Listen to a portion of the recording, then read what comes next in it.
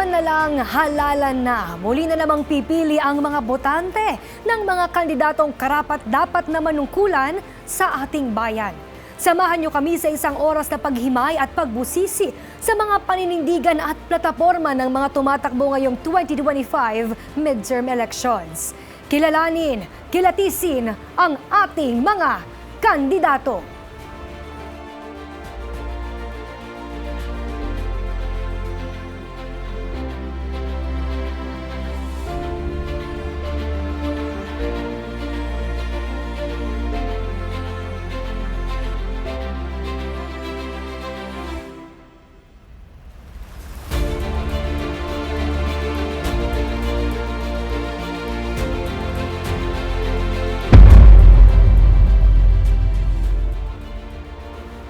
Ngayong panahon ng eleksyon, alamin natin ang kwalifikasyon at kakayahan ng mga kandidato sa larangan ng serbisyo publiko.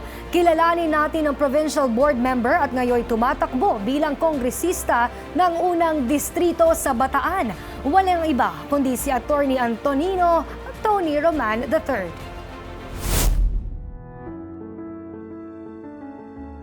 Paglaban sa karapatan ng bawat Pilipino, paninindigan sa patas na pagtrato at katotohanan. Ilan lang yan sa mga katangiang kailangan sa isang lider para isulong ang mas maganda at maayos na buhay ng mga Pilipino. Dahil walang lokohan pagdating kay Attorney Tony Roman. Ipinanganak noong June 3, 1968. Anak siya ng mga dating kinatawan ng Bataan na sina Representatives Antonino Roman Jr. at Herminia Roman. At nakababatang kapatid ni Bataan 1st District Representative Geraldine Roman. Nagtapos sa kursong Bachelor of Arts in Economics at Juris Doctor degree sa Ateneo de Manila University.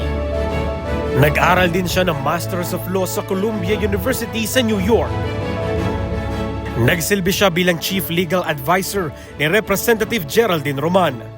Pinasok niya ang mundo ng social media noong 2021 kung saan ipinakita niya ang kanyang adhikaing makatulong sa pamamagitan ng pagbibigay ng libreng legal advice.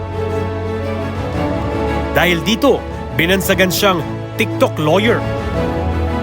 Dahil sa kanyang ipinamalas na husay sa paggawa ng informative content, nakatanggap siya ng iba't ibang pagkilala. 2021 TikTok Top 4 Rising Creator, 2023 Pinoy History Top 85 Vlogger, 2024 Philippine Vloggers Awards Top 13 Best Informative and Educational Vlogger. Bilang Provincial Board Member naman ng Bataan, isinusulong niya ang mga batas na makatutulong sa pag-unlad ng mga residente sa probinsya.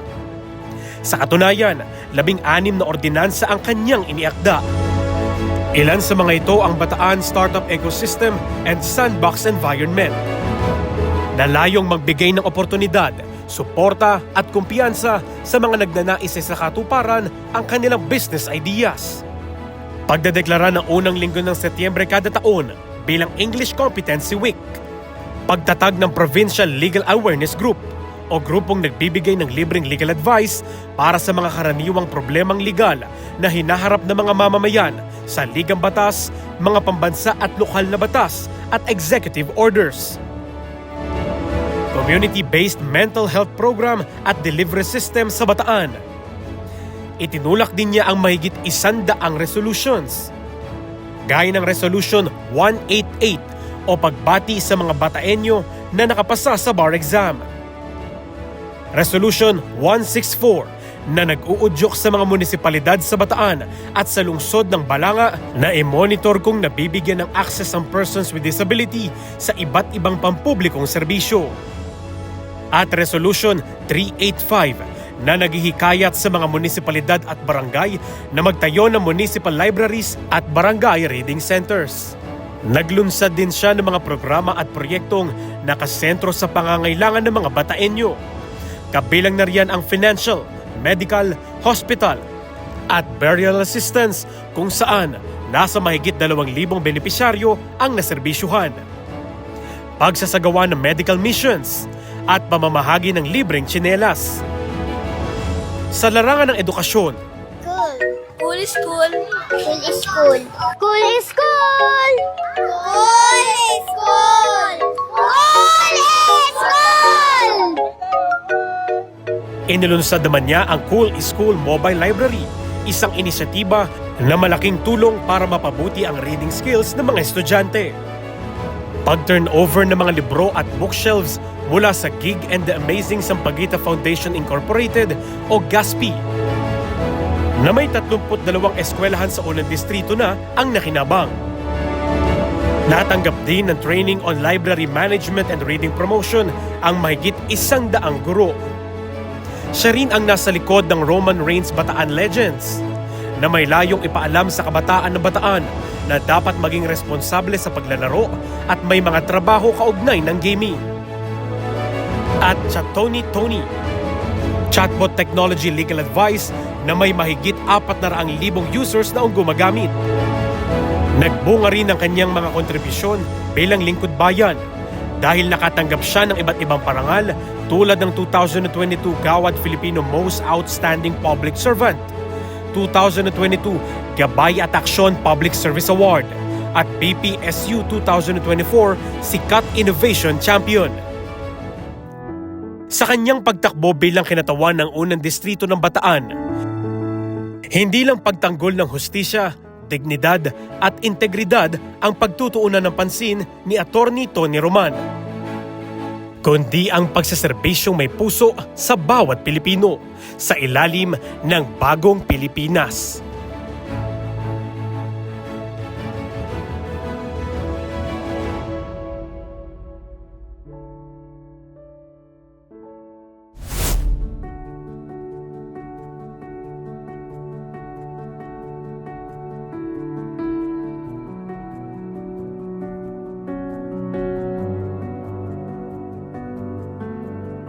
Serbisyong may puso at malasakit, handog sa bawat mamamayan at komunidad. Iyan ang misyon ni Attorney Tony Roman. Ang kanyang mga programa naging susi sa pagbabago at pag-asang inaasam ng mga Bataenyo. Paano nga ba nito nabago ang buhay at kapalaran nila?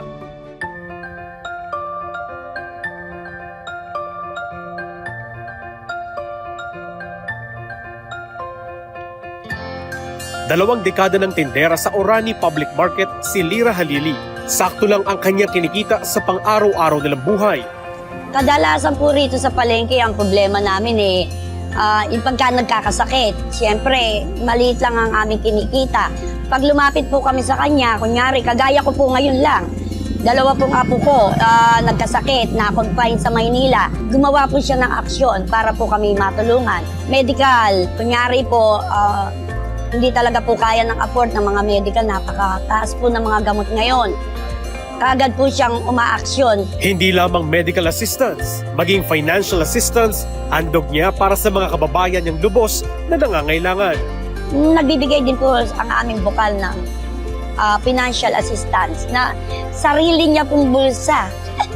Sarili niya pong bulsa. Pagka kailangan po na itakbo ang isang tao na walang pera, dudukot po ng 3,000 yan. Sige, dalhin nyo.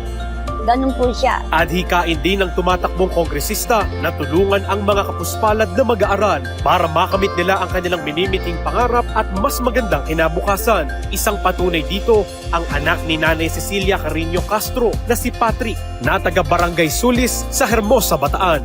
Si Patrick, yung anak ko po na pangalawa, hindi na po dapat yun mag-aaral kasi sa hirap ng buhay, wala po kaming trabaho ni papa niya. Nag-iyak po yun ng one day, ayaw kumain. Din kinabukasan po, pumunta po siya ng Orani.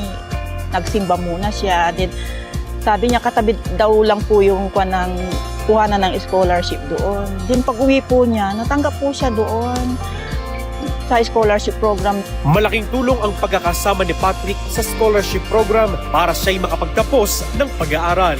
Kanap ng pang-uniform ng anak ko, 2 polo at saka 2 pantalon. Ayun na po yung ginamit niya sa 5-year course niya, electrical engineering po siya. Hindi lang si Patrick ang nabigyan ng tulong pang-edukasyon.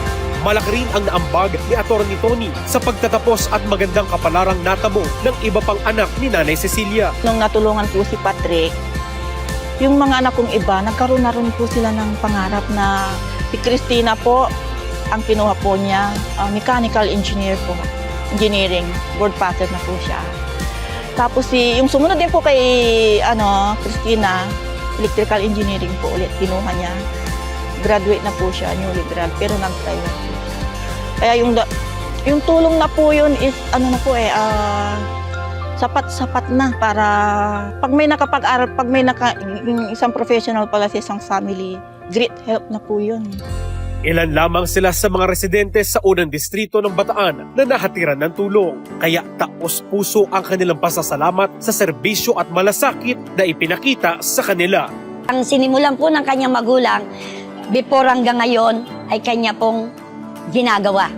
Kaya malaki po ang aming pasasalamat at si Atty. Bucal po ang aming magiging congressman ng 1st District ng Bataan.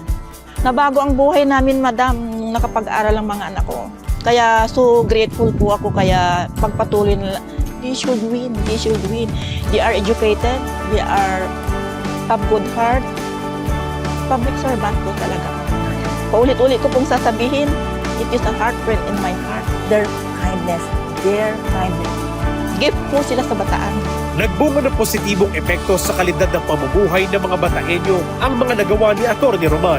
Sinasalamin nito ang kanyang adikain para sa mas maunlad at makatarungang kinabukasan sa ilalim ng bagong Pilipinas. Kilatisin at busisiin natin ang mga programa, proyekto maging ang mga pananaw ni Atty. Tony Roman sa iba't ibang usapin sa bansa sa pagbabalik yan ng kandidato.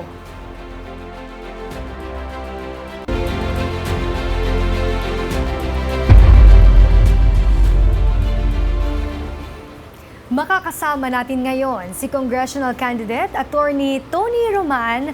Magandang hapon po, Atty. Magandang hapon, Princess.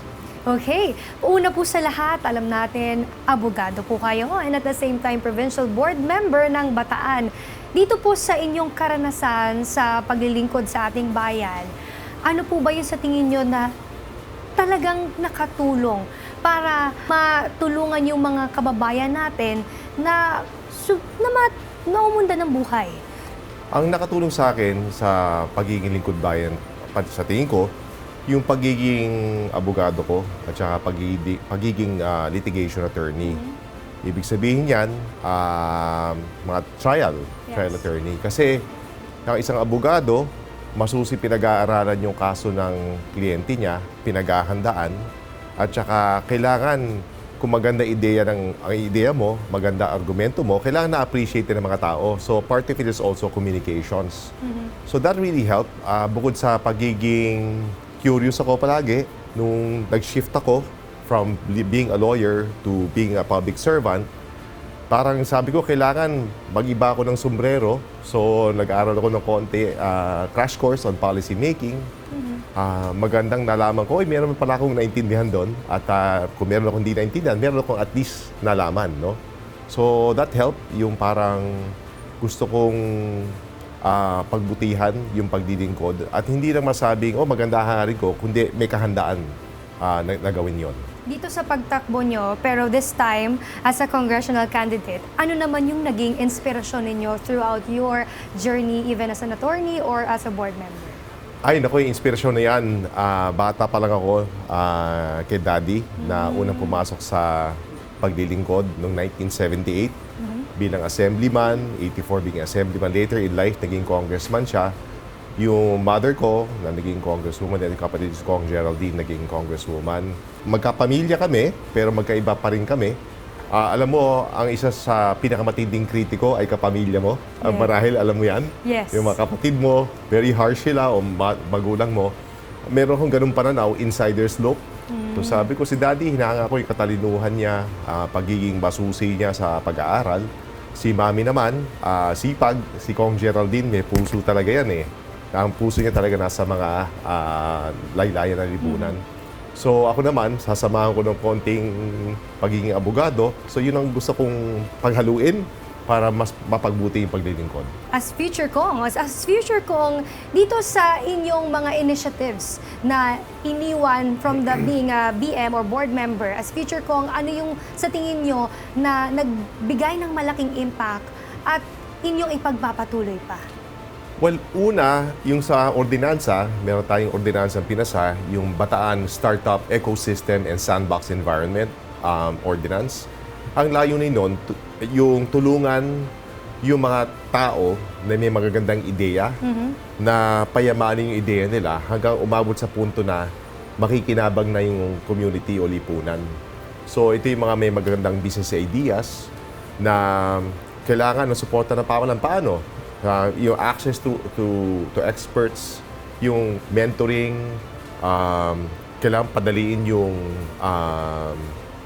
bigyan sila ilagay sila sa environment kung saan pwede sila mag-eksperimento Okay. na okay lang magkamali dahil yung pagkakamali ay bahagi ng learning. Yes. Hanggang sa umabot sa point na with professional intervention and Guidance. advice, they can actually launch it na sa market para makinabang yung mga consumers. That's one.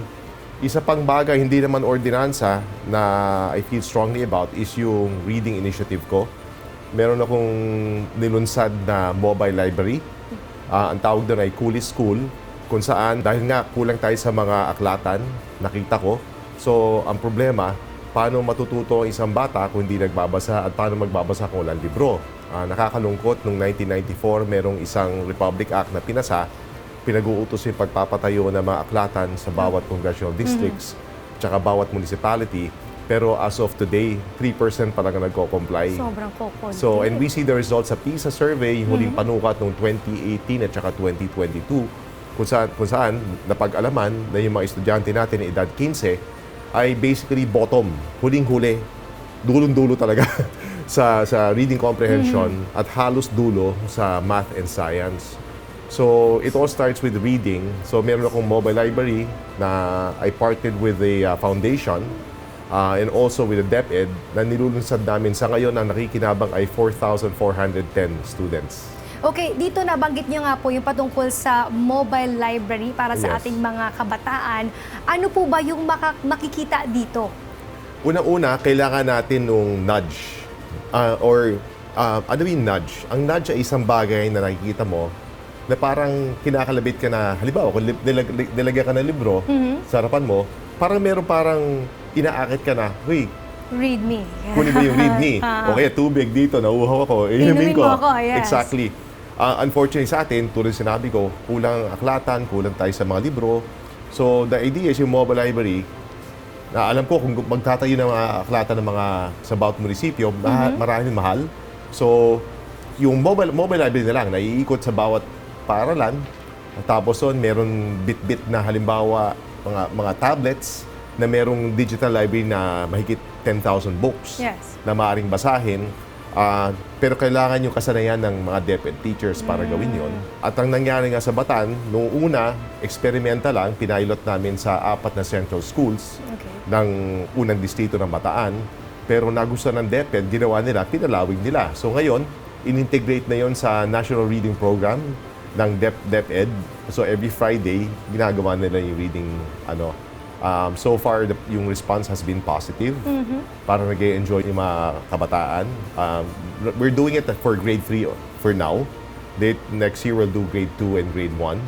So, Pababa, para mas matuto pa yung mas mabata. hindi, it's a resource limitation. Medyo limitado lang yung resources namin. So, ginawa namin, sige, grade 3 muna tayo. 400 students, but they saw the potential. Ginawa nila, in-expand nila for all grade 3 students sa unang distrito ng Bataan. Kaya from initially dapat 400 plus lang ang beneficiaries, naging 4,410, something like that. So, expanding, growing more, mula sa pilot testing, talagang mas pinalalawig pa hanggang ngayon. Yes, and making it fun also. Yes. Kaya tawag doon, cool is cool. Cool is cool. Cool na cool dahil nga I hope, yun, mas marami pang matututong mga kabataan, hindi lang sa mga paglalaro, yung mga paglalaro gamit ang ating mga mobile gadgets, but of course, having this mobile library instead. And, attorney, bukod naman dito sa sinabi ninyo na mobile laboratory, pati yung sandbox na environment. Sandbox ordinance, yes. Sandbox ordinance. Meron pa kayong mga ordinansa patungkol sa mga health na kay inyong pinatutupad? Ano-ano po ba yun? O meron Yung pa po ba? ako yung may akda ng Mental Health Ordinance of Bataan. Okay. Kasi kulang tayo sa mental health professionals.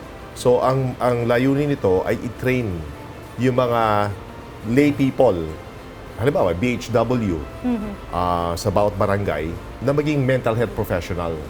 May mga responsibilities o tasks ang isang mental health professional na hindi mo naman kailangan maging licensed para gawin yon.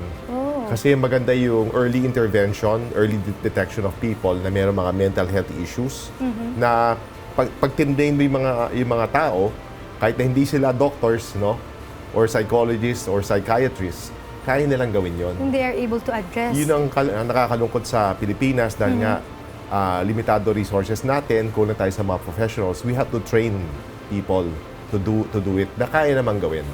So, attorney, ano naman yung mga nag-motivate sa inyo para isulong yung ordinansa nagtadag ng Provincial Legal Awareness Group?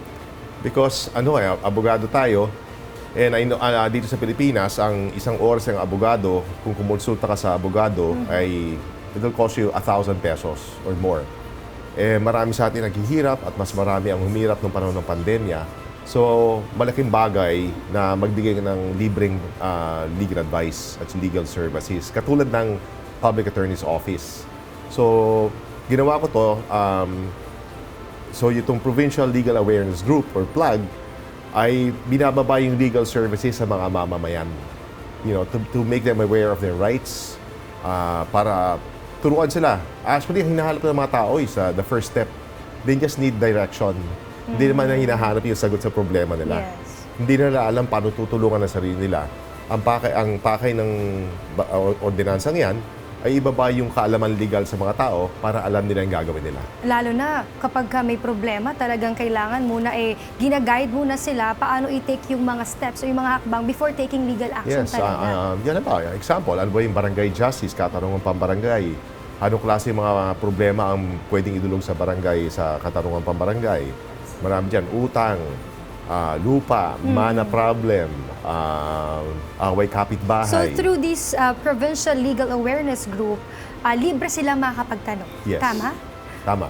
Okay. So, bukod naman po dito, paano niyo naman po masisiguro na magiging matagumpay at effective solusyon na nagtatatag ng municipal libraries at barangay reading centers mula nga doon sa naisabi niyo rin kanina na isa sa mga sinusulong niyo yung pagsulong ng mas matuto pa yung mga kabataan na magbasa sa murang edad? Alam mo, ang hirap kasi noong una, gusto ko sana gawing ordinansa yan.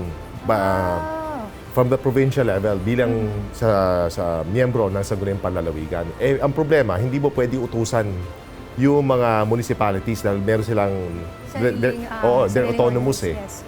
'Di ba? So, kaya namin ginawang resolution.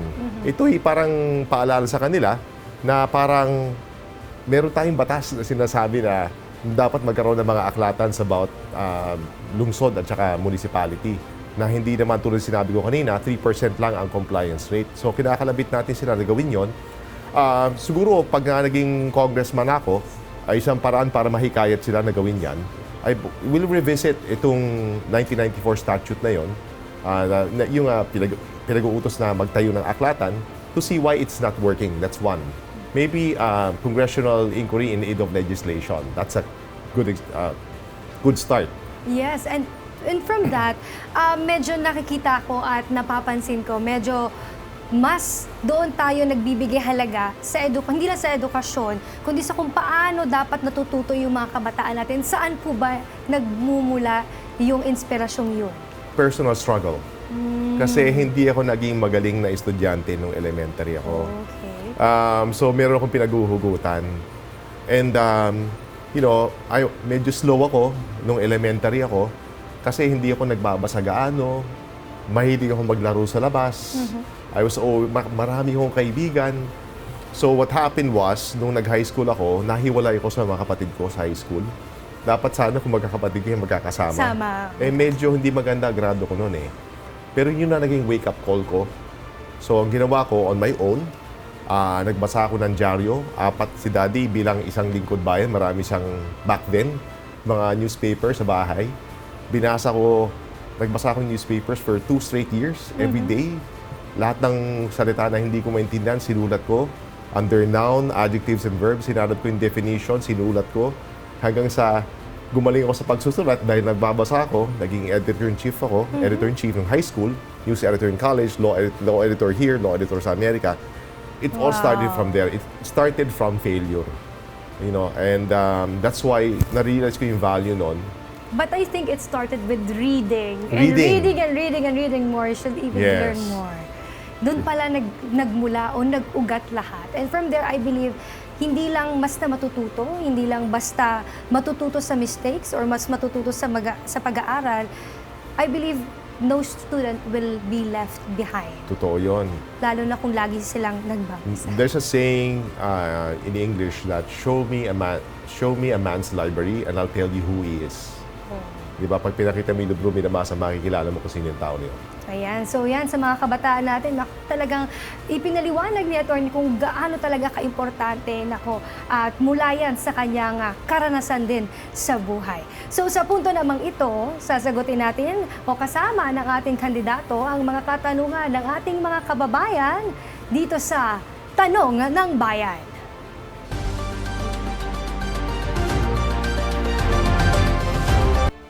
Kung may babalik ang Bataan Nuclear Power Plant, paano ninyo masisiguradong hindi ito makakaapekto sa ating kalikasan? Okay, Attorney, your answer to that? Well, unang-una, hindi ako pabor na buksan yung Bataan Nuclear Power Plant dahil tingin ko, luma na talaga yun, napag-iwanan na ng panahon. Pero kung magkakaroon tayo ng nuclear plant, hindi kinakailangan, not necessarily in Bataan, para masiguro yan, kailangan up-to-date, current yung technology, current. Tsaka lahat ng safeguards, kailangan nandoon. Kailangan natin ng participation o intervention ng mga dalubhasa o experts sa larangan na yan para masiguro na talagang compliant yan. They meet the gold standard. Na lahat ng safety measures nandiyan dyan. Tingin ko ganun na kinakailangan. Yung tanong na yan is really hindi legal yan eh. It's more technical. Yes. So- So, pabor dito sa pagtatayo ng panibago, ng up-to-date na Bataan Nuclear, or ng kahit anong nuclear power plant? Hindi ako pabor sa pagbubukas ng Bataan Nuclear Power Nung Plant. sa mismong Bataan. Yes. Pero kapag isang nuclear power plant na up-to-date, na pinag-aralan, doon kayo pabor. I am open to it. You're open to Kasi part of it is also, talaga ba makakatipid tayo kung nuclear ang ginamit? Or kasi ang trend ngayon is more renewable. energy. Oo. So yung savings na, will we save more if we go nuclear or renewable? Kailangan data-driven yan. Kailangan natin ng datos na ako, magpapanggap ako pag sinabi ko sa iyo na alam ko lahat ng datos. Okay. Di ba? So, pakinggan natin, kunin natin datos sa mga experts. Tingnan natin karanasan ng ibang bansa sa renewable tsaka sa nuclear, and then let's make a decision. Ayun, para naman sa ating ikalawang katanungan. Paano nyo kami matutulungan mabigyan ng trabaho dito sa Bataan para hindi na kami lumaspas sa Maynila? I think that's a very good question, Attorney. Talagang trabaho problems, ano? Yes. Trabaho problems, marami nagpupunta Maynila, i-congested ang Maynila. Talagang ang dapat effort ng pamahalaan, national government, ay employment. I think isang magandang paraan na aligned naman sa vision ng lalawigan ng Bataan ay i-diversify yung industries. Kasi meron tayong traditional industries. We have semiconductor, we have energy. Pero ngayon, because of the digital age, nasa digital age na tayo, Yes. marami ng mga panibagong industries na dapat tingnan natin kung viable. You know? So, dun sa Bataan, gusto namin i-diversify yan. We're open to technology, we're open to AI. Natingin ko, yung mga kabataan ng Bataan naman, kakayanin naman. Kasi meron kami local university na meron diverse course offerings in the new fields. You know, mga panibagong pagkukunan ng kita. So, I think we need to diversify industries to generate more employment. And also, more job fairs, more linkages with employment centers, such as, ecozones or companies or Manila or nearby provinces. Babanggitin ko rin na sa Bataan, ang bawat bayan o lungsod ay may pagkakataon maging economic zone dahil meron kami dahil under the AFAB law, Authority of Freeport Area of Bataan. So, basta merong lupa and you think there's a potential for investment in that area, na merong isang halimbawa private sector partner na gustong ibuhos ang kanyang o makapital doon, that could be you could avail of tax incentives under the AFAB law. So the entire Bataan is basically could be an economic zone. Ayun, napakarami palang oportunidad. Hindi na kailangan lumuwas na Maynila. Sa Bataan lang, marami na. Okay, para sa ating ikatlong katanungan. Paano po may pakikita ang suporta sa mga mangingisda sa lalawigan? Patungkol naman po sa mga mangingisda. Nako, alam mo yung Bataan, we have two coasts. We have the West Philippine Sea at saka meron kami Manila Bay side. Kaya marami talagang mangingisda dyan. I think one way is to revisit yung organization ng mga mangingisda. Are they kooperatiba ba sila? Kinakailangan ba sila i-federate? Kasi naniniwala ako sa konsepto ng clustering eh. Pagka kinumpul mo yung mga, pinagkumpul-kumpul mo yung mga mangingisda, pag nagbagsak ka ng tulong mula pamalaan, mas dumadalo yung lumalaga na pa ang sharing. Yes. No? So, we have to, as opposed to na kanya-kanya o kaya maraming maliliit na mga cooperatives na magkakalaban, let's look at yung federating them or having like a mother organization, baka kakayanin. Nang sa ganun, mas maging eficiente at mas malayo ang mararating ng tulong mula pamalaan. Now, that's one. Merong problema sa equipment, hindi sapat ng equipment, tsaka yung mindset, halimbawa, kailangan, naniniwala ako na ang isang magsasaka, turuan din na maging entrepreneur. Yes. Kasi yung kita, gaano lang kikitahin nila pag binenta nila ang isda, pero mas malaki kikitahin nila kung dadagdagan nila ng value yung isda as a finished product. Yes. Diba? Bagay. Gusto natin yung mga isda mag-compete sa middleman. Dahil mas malaki kikitain nila. It's all about yung kita, kung sapat ng kita lang, hindi. Sa paningin ko, hindi. Pero pagka naging entrepreneur sila at kinapacitate sila, binigyan sila ng kakayahan na lumaban, makipag-compete sa middleman sa pamamagitan ng training and equipment, incentives sa loans. Di ba? Yung mga mababang pautang, reorganizing them, federating them, nagkakaroon sila ng lakas, magkakasama sila sa mga bulk purchases, wholesale purchases. Yun, palagay ko yun ang dapat gawin. Pero, ang hirap kung wala nakatutok eh. Sa paningin ko, sa Bataan, dahil nga maraming mangingisda, kailangan i-treat yon na as a specific problem. Talagang yon nakatutok doon. And kasi wala namang isang solusyon dyan eh. Maraming hakbang na kinakailangan gawin na magkakaugnay para solusyonan yung problem na yon. Aalamin pa natin at susuriin ang kanyang mga plano at plataforma sa pagbabalik ng kandidato.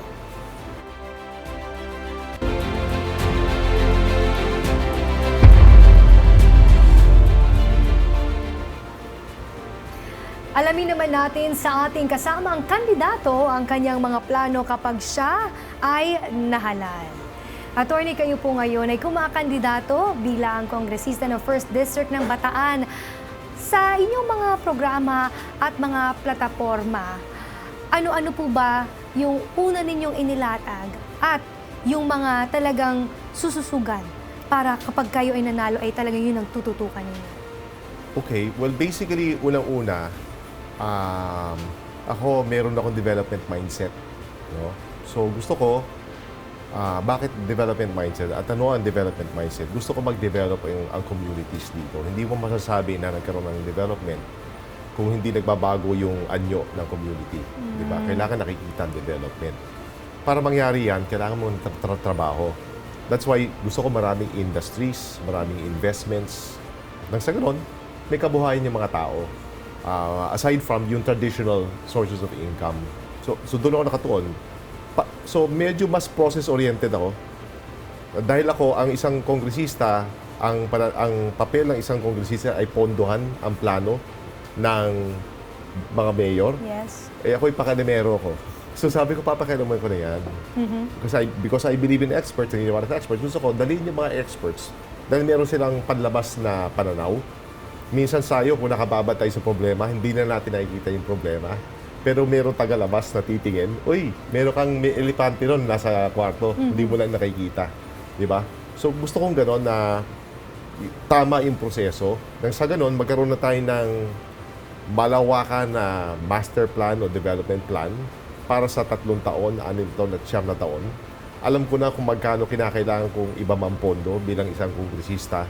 Kung hindi makukuha sa pamalaan, baka makuha sa pribadong sektor o makuha internationally sa mga kaibigan natin. So, doon malalaman, ang maganda pa sa development plan, hindi lang nakatuon yan sa pangangailangan ng tao, nakatuon din sa potensyal ng bawat komunidad. Ano kung pwedeng maging ang isang lugar, di ba? Kasi tingin ko, yung mga tao minsan hindi nila alam anong plano ng pamahalaan para sa kanila. Bakit hindi natin isama sa planning yung barangay council, yung mayor, yung congressman, at yung dalubhasa, yung expert. On the health side, dapat accessible ang healthcare. Yung PhilHealth, pag-aralan natin ulit, tingnan natin kung paano mababawasan yung premium, paano mapapalawak ang coverage. May mga district hospital may district hospital sa distrito ko, Orani District Hospital. Eventually, gusto ko damihan yung palakihin yung bed capacity. Pero also, gusto ko gawing national hospital yon. Malaking problema ay yung professional fees na hindi nasasagot talaga.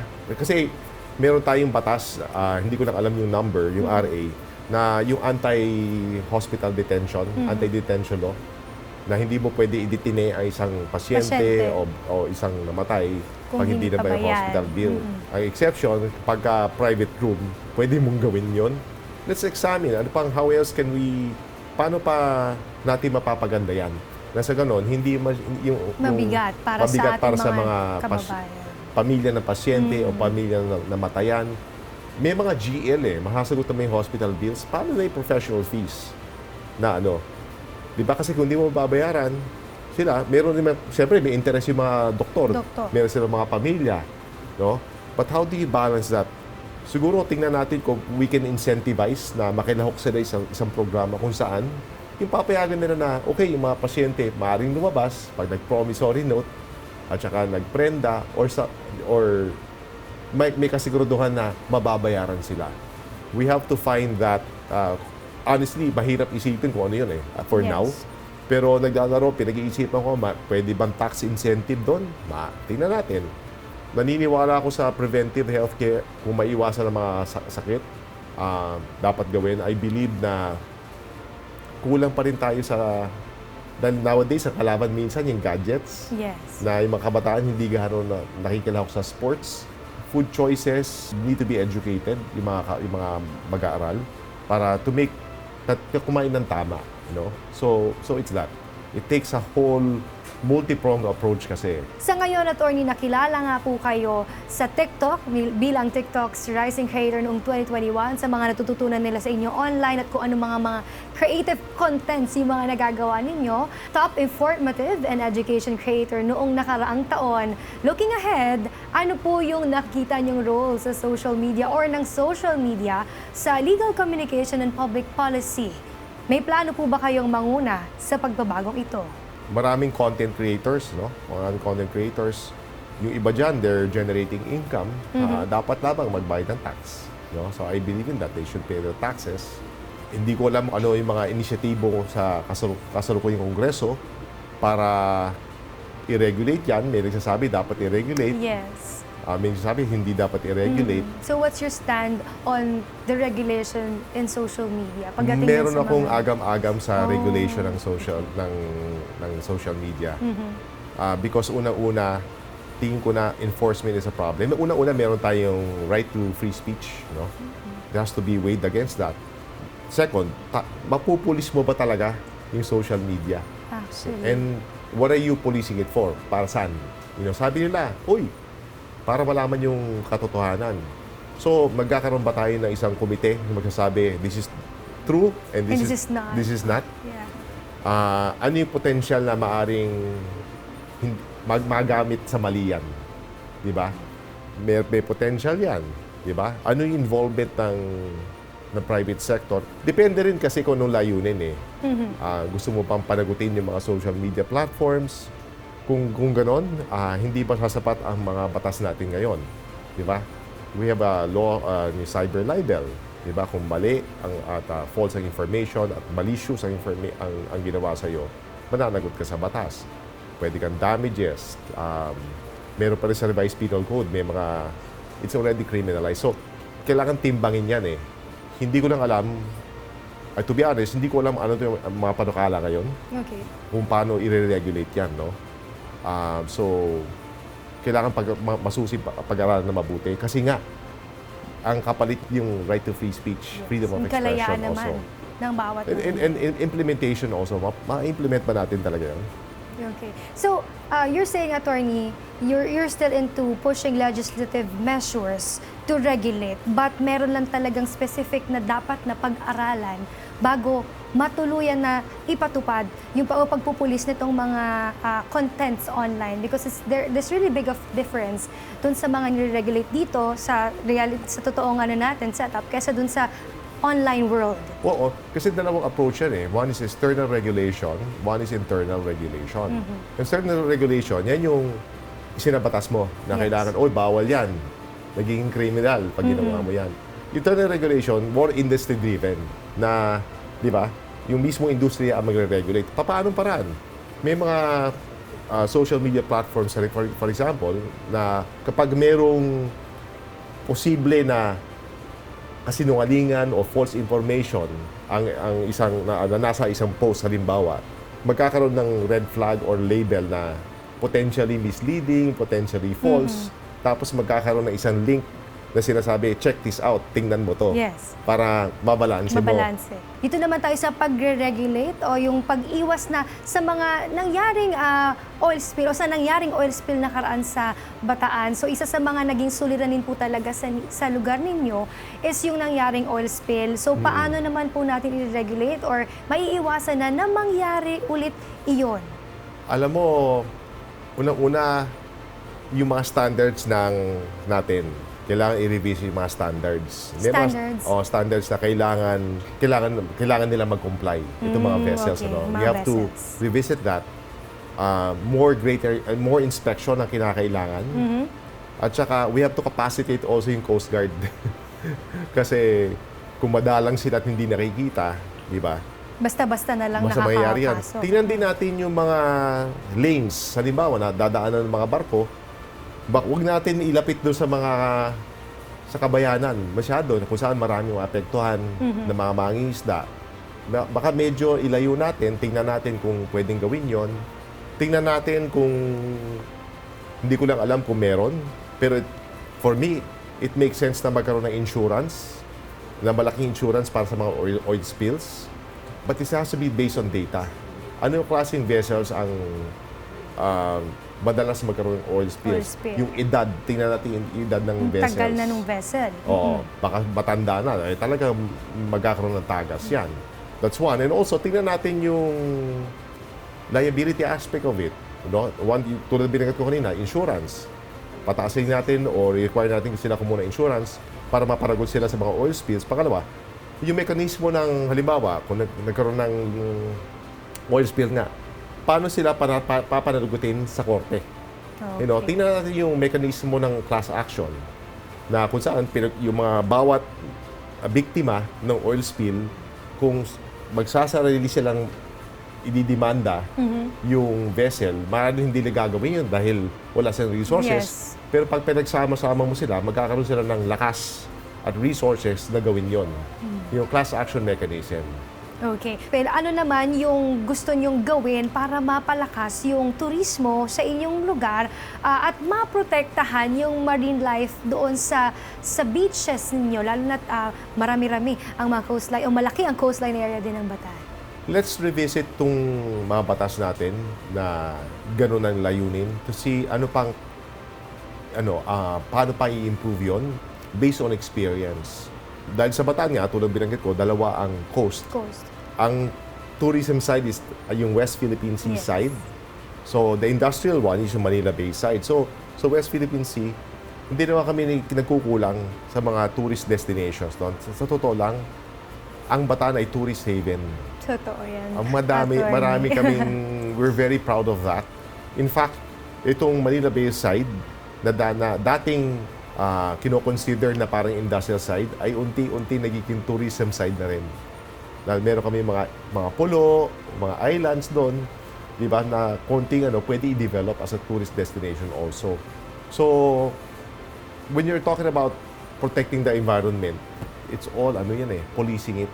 So you have to capacitate, give yung mga munisipyo ng the resources na gawin yon. Equipment, manpower, training. At the same time, yung mga mamamayan, they have to be educated. And they have to be, kailangan turuan mo sila maging whistleblower. Ano yung whistleblower? Yung nagsusumbong. Kailangan talaga maging vocal. Parang Yes. it's also part of protecting or way of protecting. Pero mahirap alam mo bakit? Meron tayo yung waste segregation ordinances and laws. Pero mismo mamamayan minsan di sumusunod doon Prawn processing din po kung ituring ang Yes. Orani. So paano po natin ito pinangangalagaan and paano naman natin yun napapalago yung industriyang iyon? Kailangan palaguin pa. Okay, kailangan. Because tingin ko, there's room for improvement Pag walang room for improvement, hanggang dito na lang tayo. That mentality is really Yes. bad, no? Well, tulad na binanggit ko kanina, number one, yung mindset ng mga mangingisda, no? Kailangan i-improve, more entrepreneurial, hikayatin sila na dagdagan ng halaga ng value yung produkto nila para they can directly sell sa Kumbaga, market. it's all about the idea of improving the marketing, the Yes. strategy, para mas mapalago pa talaga. Hindi lang basta benta. Yes, pero maraming support system na kinakailangan dyan. Yung pautang sa kanila, sa mababang interest, tubo.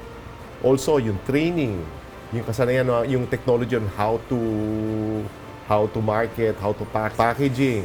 Pero bago dyan, tulad sinabi ko, yung reorganizing them, clustering them, na ano ba yan? Individual na mga mangingisda, kooperatiba ba yan? Ilan ba kooperatiba sa isang lugar?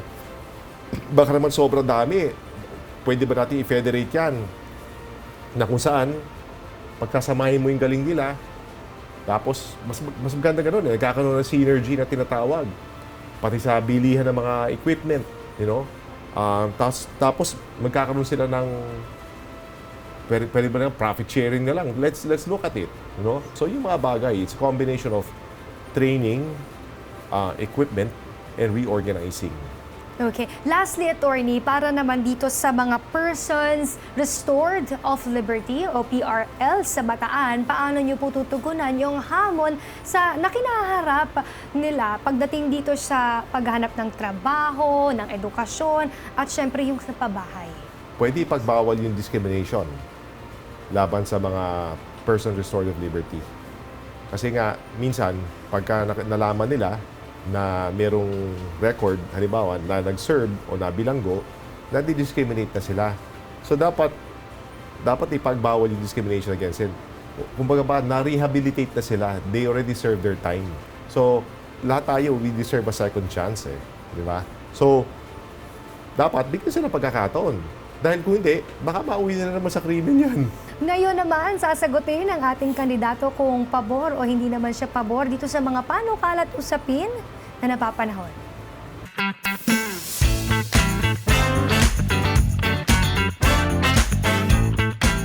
Pabor po ba o hindi tayo pabor sa tax compliance para sa social media influencers at vloggers? Okay, pabor. Bakit po? Kasi kumikita ka di ba? So dapat nagbabayad ka ng buwis. Kung kumikita ka. Yes. Kailangan lang malaman anong level ng kita. Dahil kung kakapiranggut lang kita mo, ba't ka pa itatax? Kawawa ka naman, di ba? Kung medyo may kalakihan, di should be taxed. Kumbaga meron lang sapat na standard kung kailan Yes. ka lang dapat magbabayad ng buwis. Para silang mga mga independent contractors Yes. Okay, pabor o hindi pabor pagpapatupad ng mahigpit na regulasyon sa social media platforms? Ayan, hindi pabor.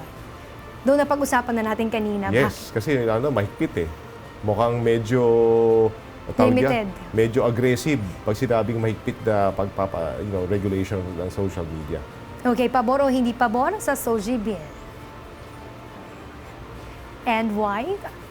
Because may kasaysayan ng discrimination laban sa mga LGBT.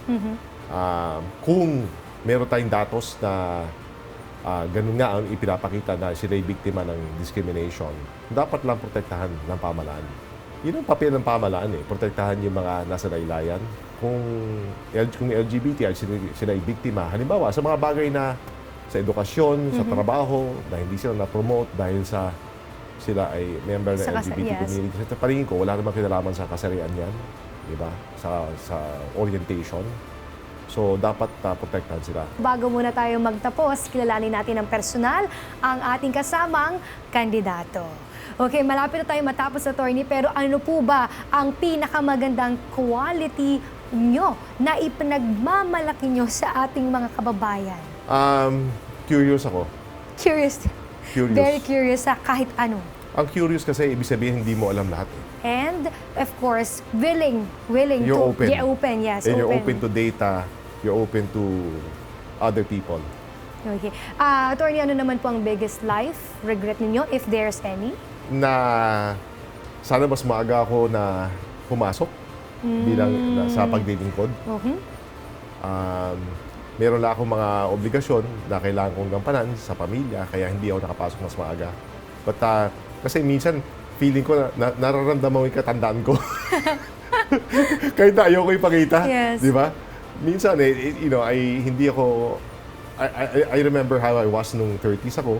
Now, in my age, guess what? Medyo hindi ganun kasing sigla. Pero, at gusto ko mas maraming matulungan. At para mangyari yun, kailangan mas mahabang panahon. And I think it's Ang never gugulin too sa late for paglilingkod. that, attorney. It's never too late, lalo na sa pagtulong sa ating kapwa kababayan. And next, kung may isang bagay naman na ipagpapasalamat ninyo, ano yun? Sinuportahan ako ng magulang ko. Na hinayaan na ako magkamali, yes, pero all this time nandiyan sila. Na in-encourage sila ako na parang just to na mangarap at i-pursue yung pangarap ko at magsipag.